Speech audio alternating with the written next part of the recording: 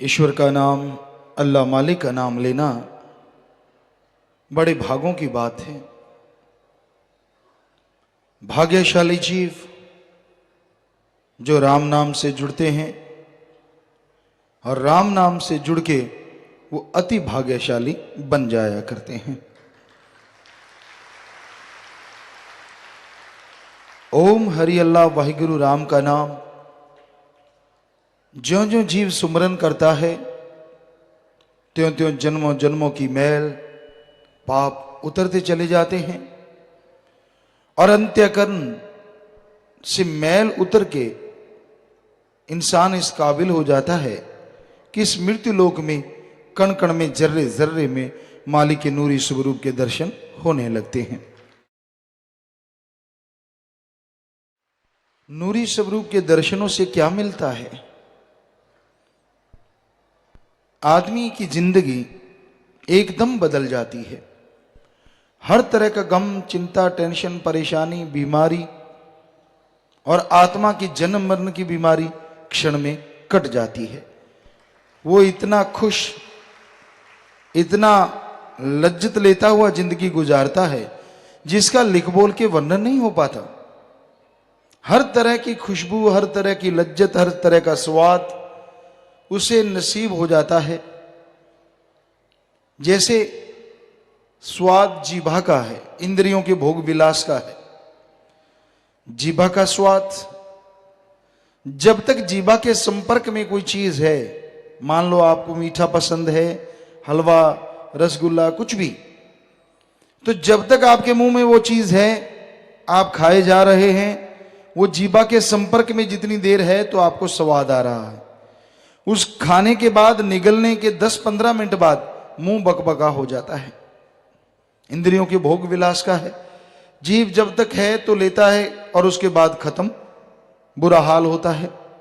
लेकिन राम नाम का, मालिक के नूरी स्वरूप का एक बार दर्शन कर ले तो इनसे करोड़ों अरबों गुना बढ़ के नशा, लज्जत, स्वाद आता है और वो परमानेंटली रहता है, टेम्परेरी नहीं होता।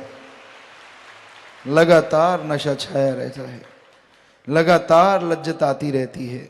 जरा सोच के देखिए, जो भी इन चीजों के आशिक हैं तो कितना लज्जत होगा, कितना नशा होगा मालिक के प्यार में, उसकी मोहब्बत में, उसके दर्शनों में। आज इसी के लिए लोग तो मारकाट मचाए हुए हैं। मन नहीं टिकने देता, बुरा हाल है, गमगीन है इंसान, बस अपने आप से परेशान है, दुनिया अच्छी नहीं लगती। क्यों? स्वाद नहीं मिल पा रहा। ज्यादातर दुनिया के लोग भोग विलास की वजह से और माया की वजह से ही जिंदगी गुजार रहे हैं। उनके जीवन का आधार ये दो चीजें ही मेन है, या तो पैसा या फिर स्वाद, चाहे वो जीवा का चाहे इंद्रियों के भोग विलास का। उनकी जीवन का आधार बन गया। जैसे किसी मकान की नींव होती है, मकान उस पर टिकता है, ऐसी उनकी जिंदगी इन दोनों पे ही घूम रही है इर्द गिर्द। बाकी बचे जो हैं वो क्रोध, लोभ, मोह, अहंकार इसमें डूबे हुए हैं, या किसी को मन ने मार रखा है। तो इस तरह इन सातों के चक्र में या चक्रव्यूह में पूरा संसार फंसा हुआ है। काम वासना, क्रोध, लोभ, मोह, अहंकार, मन और माया। कोई जीव बचा है तो उस पे अच्छे संस्कार हैं मां बाप के, पर सबसे बड़ी बात, कोई पूर्ण पीर फकीर मिला, उसने उनके वचनों पे अमल किया तो ही मालिक की कृपा होती है, तो ही उसकी दया में रहमत से माला माल होता है। वरना इस घोर कलयुग में इन सातों से बचना, कह देना आसान है कि ये मेरे को कुछ नहीं करते, लेकिन ये झूठ है। गुरु पूरा मिल जाए, आदमी सोचता है क्या तभी ये चीजों से बचा जा सकता? जी नहीं। गुरु विचारा क्या करे, जा सिखण में चूक। गुरु कहते ये कर्म करो, कहता नहीं मैं तो ये कर लूं, हर्ज तो नहीं। आपको कई बार सुनाया करते हैं, एक जमींदार भाई आए, कहने लगे गुरुजी मैंने ट्रैक्टर लेना है। हमने कहा भाई कितनी जमीन है? उसने बताया 2-4 एकड़, जो बताया ख्याल में नहीं। बोलो गुरुजी कौन सा ट्रैक्टर लूं? हमने सोचा, क्योंकि खुद भी जमींदारा किया सतगुरु की कृपा से, कि ठीक है भाई तू आयशर ले ले, अब थोड़ी सी जमीन है, इसमें काफी ठीक रहेगा, खर्चा भी कम रहेगा। कहता जी मैं हिंदुस्तान ले लूं, हर्ज तो नहीं? हमने कहा भाई तू अगर हमसे पूछता है तो तजर्बा तो हमारा तो यही बताता है कि नहीं आयशर काफी है 2-4 एकड़ के लिए, और ज्यादा खर्चा होगा, क्या जरूरत है बड़ा ट्रैक्टर लेने की। कहता वो तो ठीक है गुरुजी, पर मैं अगर हिंदुस्तान ले लूं कोई नुकसान की बात तो नहीं। हमने कहा तेरी मर्जी। तो मतलब करना वो जो मन कहे, ठप्पा संतों का ऊपर होना चाहिए। आज के लोगों के दिमाग में ये चक्कर है, यार कहीं मेरी बात मान जाए, रिमोट हाथ में हो, दबाया बटन, गुरुजी कहते हाँ बेटा कर ले। ऐसे कैसे संभव हो सकता है? पीर फकीर बुरे कर्म को कैसे हाँ कह सकते हैं कि ये कर ले? वो तो कहेंगे ना बेटा नरकों में जाएगा, जीते जी दुख पाएगा, मत कर ये कर्म, मत कर वो कर्म। तो संतों के वचनों को सुने और उन पे अमल करे, पूर्ण गुरु हो, वो जीव परमानंद की प्राप्ति कर सकता है। तो यही तो जीवन का आधार है। फिर उनके चेहरे पे नूर रहता है, अंदर सुरूर रहता है, और कभी कोई गम चिंता टेंशन डर भय उनको नहीं सताता। भय किस बात का? जब परमपिता परमात्मा से मोहब्बत हो जाती है वो निर्भय है, निर्वैर है। तूने कोई वैर नहीं कमाया, तूने कोई किसी को मारा पीटा गलत नहीं बोला, तो भाई निर्भय निर्वैर से जो प्यार करता है वो भी निर्भय और निर्वैर ही हो जाता है। तो मालिक का नाम जपो, इसलिए मालिक के दर्शन करना जरूरी है। आपके आने वाले पहाड़ जैसे भयानक कर्म कंकर में कट जाएं, नाम का सुमरन करो। ये संभव है अगर जीव वचनों पे चले, सत्संग सुने, ज्ञान का डंडा मन को मारता रहे तो मन रुकता है। वरना मन तो बस पलक और पलक और पलक और, यानी एक पलक झपकी कुछ और, पलक खुल गई कुछ और, पलक फिर बंद हुई कुछ और, इसका कोई भरोसा नहीं। बड़ा शातिर है। आपने गति स्पीड सुनी है, प्रकाश की बहुत ज्यादा स्पीड है, हवा की है, पर उसके बाद सबसे ज्यादा प्रकाश शायद यही माना जाता है। लेकिन मन की स्पीड इनसे कई गुना ज्यादा है। फिर मन को काबू करना कैसे? आप बैठे हैं, कुछ और कुछ और कुछ और, बस चलता जा रहा है, चलता जा रहा है, चलता जा रहा है, ये सिलसिला टूटने का नाम ही नहीं लेता। फिर आप सोचते हैं हमारा क्या दोष? जब मन की स्पीड इतनी है तो हम तो क्या कर सकते हैं? क्यों नहीं कर सकते? आत्मा की स्पीड उससे करोड़ों सैकड़ों गुना ज्यादा है, यानी मन से भी सैकड़ों गुना करोड़ों गुना ज्यादा है। और आपके अंदर आत्मा है, और आत्मा दबी हुई है। आज लोगों के जैसे इंग्लिश में लोग कह देते हैं मन का मतलब दिमाग है, जो कि बिल्कुल गलत है। दिमाग अलग चीज है, मन अलग चीज। मन जो दिमाग को गलत गंदे नेगेटिव थॉट्स देता है वो है मन, अच्छे भले पॉजिटिव विचार देता है वो है आत्मा की आवाज और रूह या जमीर की आवाज। तो भाई इस मन को माइंड ना बनने दो। वाकई आज संसार में मन माइंड एक ही हो गए हैं, क्योंकि दिमाग पे मन का ही काबू है। जिधर कहता है उधर ले जाता है, जो सोचने लगता है उसी को सोचना शुरू कर देता है। अल्लाह वाहिगुरु मालिक की तरफ तो आने ही नहीं देता। पर इसके लिए सुमरन तो करना ही होगा। ये सिमरन करना मुश्किल है भाई। क्यों मुश्किल है? रोटी खा लेते हो धड़ाक से, इतने इतनी तोंद बढ़ा रखी है, तब तो कोई मुश्किल नहीं लगता।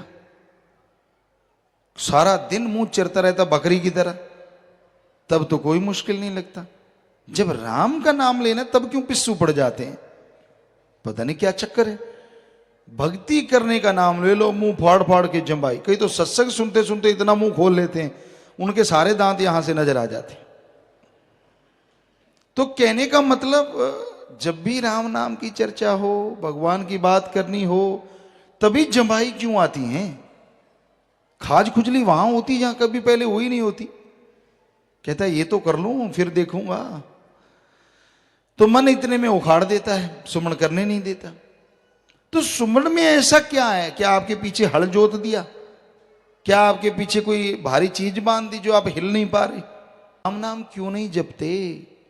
क्यों नहीं मालिक की भक्ति करते भाई? क्यों दुनिया की बातों में खोए रहते हो? क्यों सारा दिन मन की शातिर चालों में उलझे रहते हो? जब देखो मन की शातिर चाल। अरे बच जाओ, संत तो ढाल होते हैं, ढाल। गुरु ढाल बन जाता है, अपने शिष्य अपने सिख पे आने वाले भयानक कर्मों को रोकता रहता है। पर आखिर कब तक? जब आप सत्संग में हटते नहीं, हर काम बुरा, हर काम पे नुक्ताचीनी, तो एक दिन ऐसी मार पड़ेगी, आप तो क्या, आपकी कुलें भी सुधर सकती हैं या फिर बुरा हाल हो जाएगा। इसलिए वो मार पड़ने का इंतजार क्यों कर रहे हो?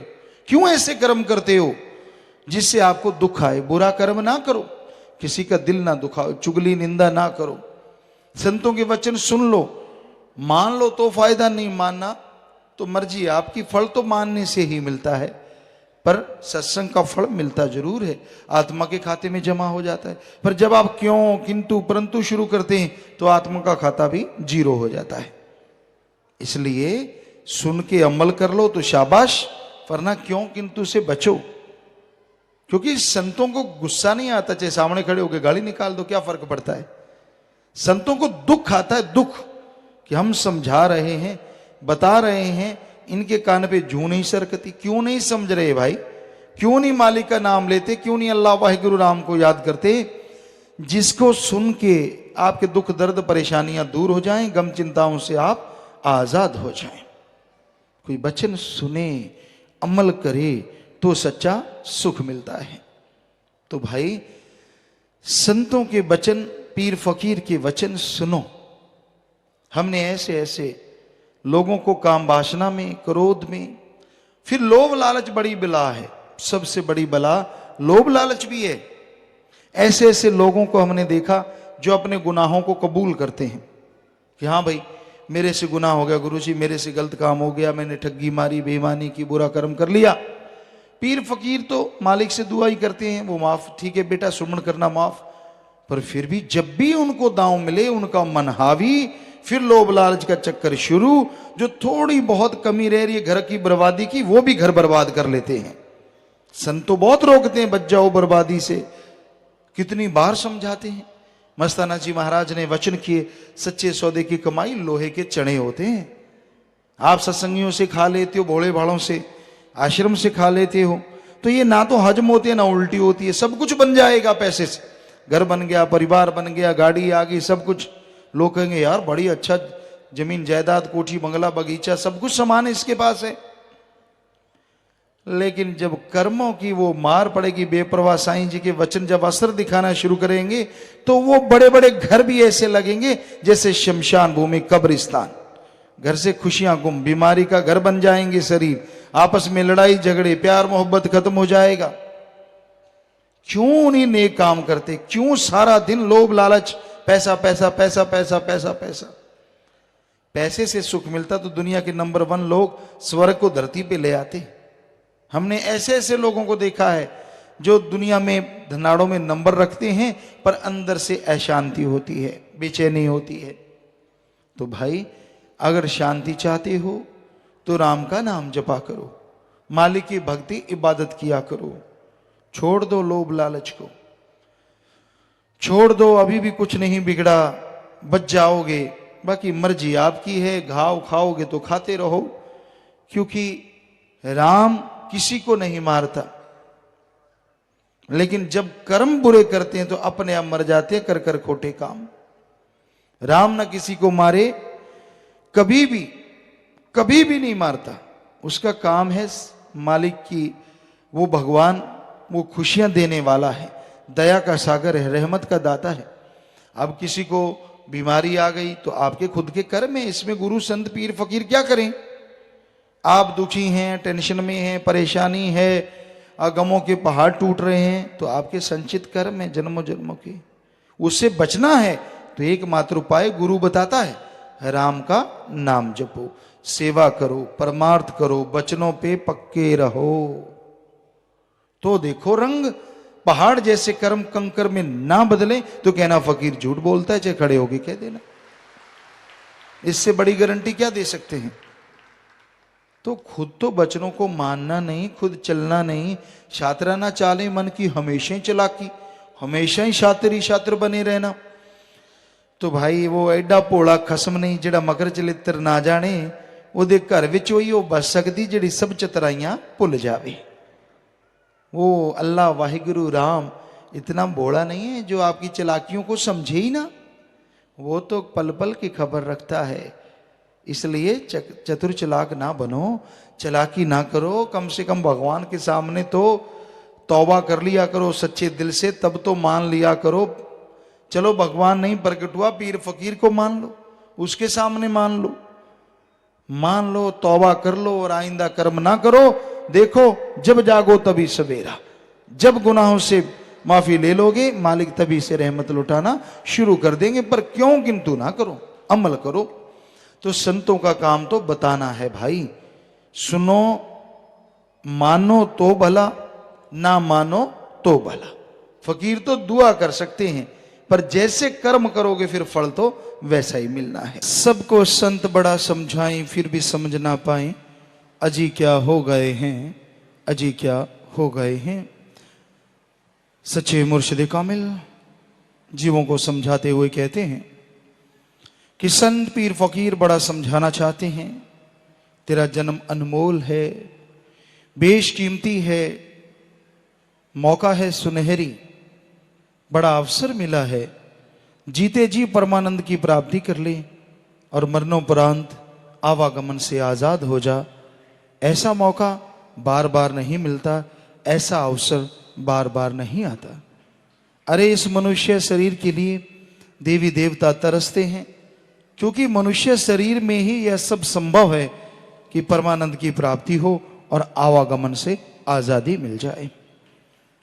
वो तड़पते हैं, पर तेरे को वो शरीर मिला है, तू लापरवाह हो गया है, सुमरण नहीं करता, मालिक की भक्ति इबादत नहीं करता, दिन रात काम वासना क्रोध लोभ मोह अहंकार मन माया में उलझा हुआ है।